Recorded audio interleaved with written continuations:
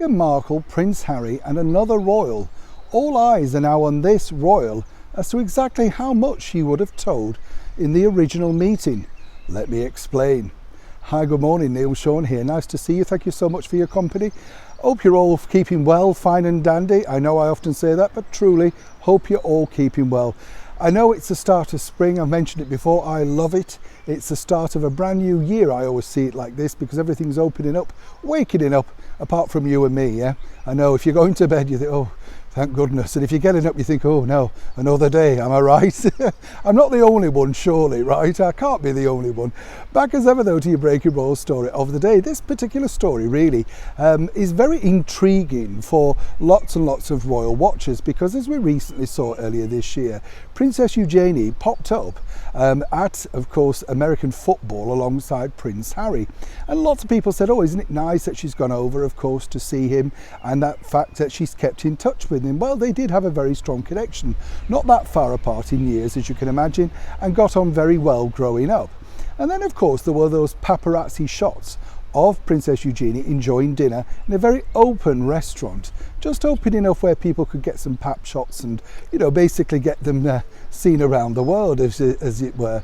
What's interesting, though, now, it's in the sort of groundswell over here in the United Kingdom, is this. It's become all rather confusing, and even senior members of the British monarchy are now asking this burning question.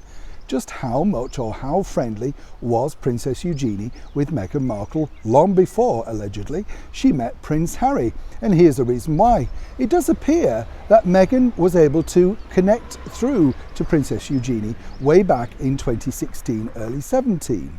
And they became fast friends each time Meghan came over to London for promotional duties, or basically to just check out the place, as it were, right? So obviously it doesn't really ring true then when, of course, Meghan sat down alongside her man-to-be for that engagement interview with the BBC, claiming she knew nothing about the British monarchy. And that's the sort of story she repeated once again while sat down opposite Titan chat show queen Oprah Winfrey. How could she possibly not know anything about the British monarchy if she was fast friends with, of course, Princess Eugenie? A direct line to the British monarchy. What did they talk about?